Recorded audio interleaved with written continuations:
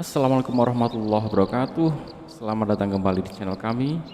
Oke teman-teman, mari kita bersama-sama ini menyimak sebuah kajian, tapi rasanya seperti mendengarkan sebuah cerita, kisah, dan betapa enaknya kita tuh semacam sambil mau tidur mendengarkan cerita, kan? Enak sekali. Dan ini cerita yang nggak sembarang cerita, tidak sembarang kisah, tapi ada kisah inspiratif, kisah-kisah orang solih terdahulu yang ada kelucuan di sana, tapi ada kecerdasan di sana yang bisa menginspirasi kita semua. Oke, kita simak bersama-sama teman-teman. Itu kisah lucu dan cerdas, yaitu seorang hakim yang ada di Baghdad. Pernah ada salah satu khalifah Umawi, dia ingin memilih dari dua orang ulama tabi'in agar menjadi hakim. Satu Iyas Al-Muzani, yang satu ini saya lupa namanya, kalau tidak salah namanya Muhammad. Iyas dan Muhammad ini dua orang ulama tabi'in yang masyhur sekali dengan ilmunya. Maka khalifah memanggil lalu mengatakan, salah satu dari kalian harus menjadi hakim di Baghdad, di Irak. Nggak bisa enggak. Maka dua-duanya ini saling mendukung saudaranya. Si Muhammad bilang, ya Amir Mu'minin, dukunglah Iyas, karena Iyas ini lebih cerdas daripada saya, lebih tahu hukum, lebih faham dia. Maka kata Iyas tahu nih, dia akan ditunjuk menjadi hakim. Lihat bagaimana para ulama-ulama kita menolak jabatan ini karena takut terjerumus dalam dosa nantinya. Maka Iyas mengatakan, ya Amir Mu'minin, kalau anda mau mengetahui siapa di antara saya dan Muhammad ini yang lebih alim, jangan tanya dia, jangan tanya saya. Karena pasti kami saling menuduh nih, mengatakan ini lebih pintar dan lebih pintar. Tapi anda tahu, di Irak ini ada ulama-ulama besar yang bisa jadi rujukan seperti Hasan Basri, Sa'id ibn Musayyab. Ada beberapa ulama. Tanya kepada mereka tentang siapa saya, siapa si Muhammad. Rupanya si Iyas ini tidak terlalu dekat dengan Hasan Basri dan tidak juga dekat dengan si Sa'id ibn Musayyab. Yang dekat justru si Muhammad nih.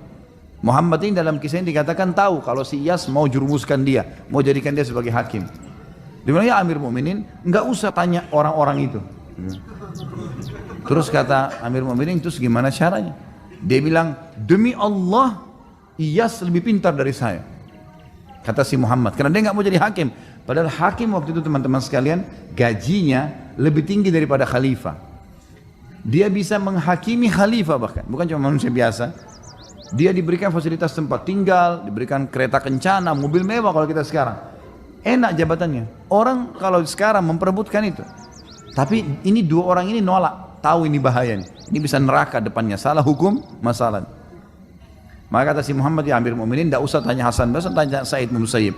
Demi Allah, saya bersumpah dengan Allah, Iyas lebih pintar dari saya. Pilih dia saja. Ya Amir Mu'minin, kalau seandainya anda percaya sama sumpah saya sebagai muslim, maka anda tidak boleh nolak, harus dia jadikan sebagai hakim. Tapi kalau anda menganggap saya bohong dengan dusta, saya dusta dengan sumpah saya tidak layak jadi hakim. Paham? Oke lah. Si Muhammad bilang begitu tadi, ya Amir Mu'minin, demi Allah Iyas lebih pintar dari saya. Kalau saya sumpah ini benar, anda nggak boleh milih saya lagi, karena saya sudah sumpah atas nama Allah, pasti dia lebih pintar, harus terima. Kalau saya dusta dengan sumpah saya, berarti saya tidak layak jadi hakim, karena saya pembohong gitu. Iyas tahu nih, dia akan dijadikan hakim sekarang. Gimana caranya mengelak nih? Kata Iyas, si Amir Mu'minin, si Muhammad ini, demi Allah dia hanya lari dari hakim. Dia lari dari hukum nih. Dia sengaja lempar itu supaya saya yang ditunjuk jadi hakim. Dan saya tahu dia tidak mau jadi hakim. Ya Amir Mu'minin, dia tadi bersumpah itu, saya yakin dia sengaja supaya menjebak saya jadi hakim. Sebentar, keluar dari sini dia bayar kafaranya 3 hari puasa. Kata Iyas, ini sebentar dia keluar, sumpahnya dibayar kafaranya, 3 hari puasa selesai. Maka kata Amir Mu'minin, waktu itu lihat nih, berdialog dua orang. Kata Amir Mu'minin, Iyas, kau jadi hakim sekarang. Loh kenapa saya Amir Mu'minin? Tidak ada orang yang bisa menebak seperti kau tadi, kalau sumpah ini bisa dibayar. Kecuali orang yang paling layak jadi hakim, kau bisa pecahin masalah gitu. Akhirnya Iyas jadi hakim. Tentu Iyas Al-Muzani rahimahullah seorang yang sangat cerdas, memang dari kecil terkenal cerdasnya gitu ya. Dan memang jadi hakim sudah berapa tahun. Waktu dia masih kecil, ada orang-orang Yahudi, tempatnya dia belajar matematika. Orang Yahudi belajar matematika, hitung-hitungan. Iyas ini masih kecil, masih 7 tahun, belajar sama orang Yahudi. Orang-orang Yahudi lagi bicara. Itu orang-orang Islam itu katanya nanti kalau orang masuk surga nggak ada buang air besar, nggak ada buang air kecil. Tapi katanya ada makanan. Kok bisa gitu? Mestinya kan harus keluar kotoran kayak di dunia. Karena di dalam Taurat rupanya tidak ada itu. Kata Iyas begini, hai guru, bisa saya bicara sebentar? 7 tahun umurnya. Memang cerdas sekali orangnya. Maka kata orang Yahudi itu, ya silakan. Dia nggak sangka ini anak 7 tahun bisa ngomong. Maka kata Iyas, kalau seandainya Anda lagi makan makanan, apakah semua makanan yang Anda makan itu jadi kotoran? Dia bilang enggak. Lalu kemana? Kata gurunya, jadi energi. Sisanya yang tidak dibutuhkan tubuh jadi kotoran. Kata Iyas, lalu kenapa Anda pungkiri kalau di akhirat nanti bisa saja semuanya jadi energi, tidak harus jadi kotoran? Itulah keyakinan kami orang Islam. Balik ini orang Yahudi sama Yahudi mengatakan, ini semoga Allah matikan nih anak. Loh iya, maksudnya ada orang Islam yang begini cerdas, semoga Allah matikan nih anak. Sampai begitu bahasanya. Tapi emang dia sangat cerdas, luar biasa orang ini, sangat jeli sekali. Pernah ada 2 orang lagi bertengkar nih, ribut. Rupanya pernah utang-utangan, si A sama si B pernah utang. Si A utang sama si B. Sepakat ketemu di satu pohon, kemudian dikasihlah uang itu. Berjalan waktu, rupanya si A ini nggak ngakuin, nggak ada tulisan. Gimana caranya?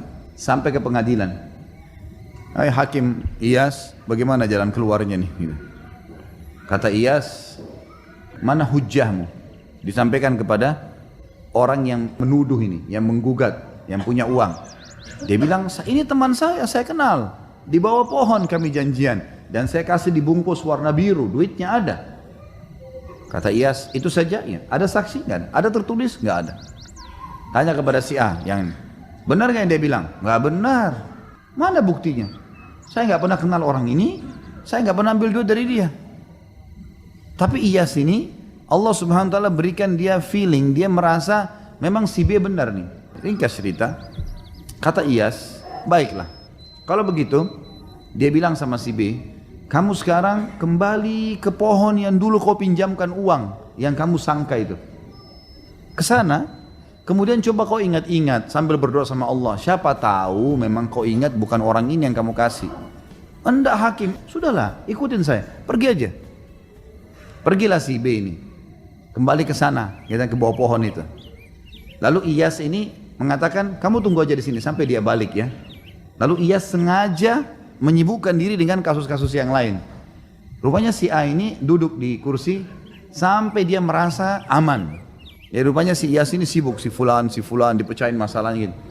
Waktu Iyas lihat dia sudah sangat nyaman duduk, Iyas tiba-tiba balik bertanya kepada orang itu mengatakan, hai fulan si A, temanmu sudah sampai belum di pohon sana?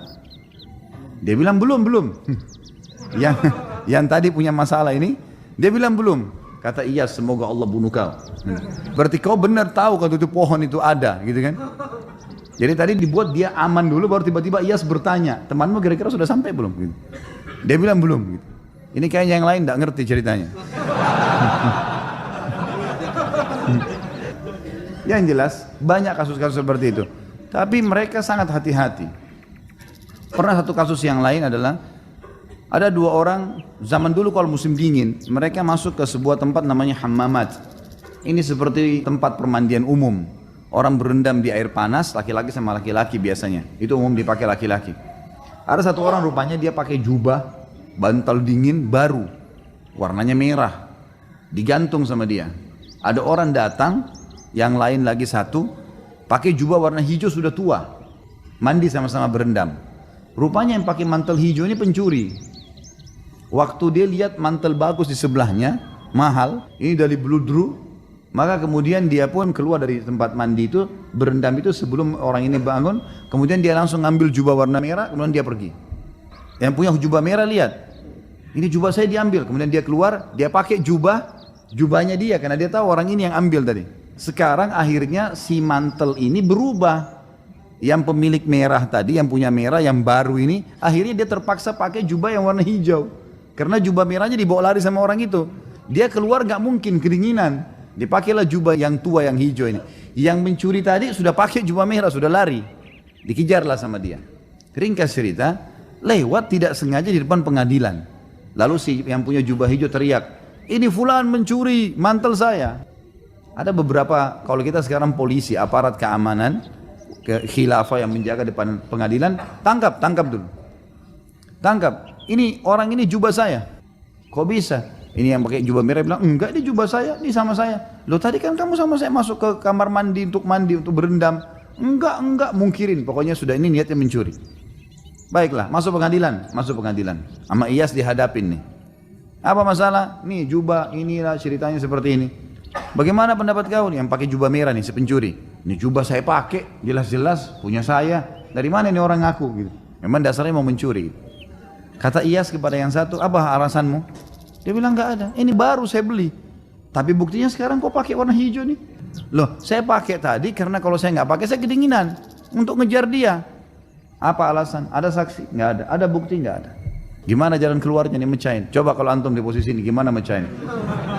Iyas rahimahullah punya ide gitu. Maka rupanya dia tanya kepada orang yang punya jubah merah, jubah ini kenapa kau beli? Bilang saya suka sekali. Harganya berapa? Harganya 200 dirham, mahal sekali jubah ini. Kau sayang sama jubah ini? Sayang. Baiklah, itu saja pertanyaan saya. Ditanya yang satu nih, yang sudah lagi pakai jubah merah, berapa kau beli jubah ini? 200 dirham, ikutin situ. Karena dia tidak tahu harganya kan gitu. Kau sayang jubah ini? Sayang jubah ini. Baiklah kalau gitu. Sekarang untuk membuktikan, saya akan ambil sebuah alat. Diambil seperti alat tapi dari besi, itu untuk menghancurin benda biasanya. Bukan pedang juga, tapi ada seperti sisir kalau kita sekarang tapi tajam-tajam gitu ya. Lalu kata Iyas, panggil salah satu petugas di pengadilan, ambil tuh jubah merah, keluarin sekarang, taruh di depan saya. Ini jubah sekarang, saya akan hancur-hancurin. Karena kalian berebut, tidak tahu siapa yang punya, maka saya akan hancurin nih. Diambillah sama dia sisir tersebut tadi yang tajam ini, kalau ditarik ini sobek semua nih. Tiba-tiba yang punya jubah, yang memang punya jubah yang tadi yang betul-betul beli itu, mengatakan sudah hakim, nggak usah, kasih aja dia deh, daripada hancur. Sementara yang satu ini bilang, ya udah silahkan, hancurin aja. Udah ketahuan belum? Sudah mulai cerdas malam ini. Ini betul jubahnya si B, kasih si B.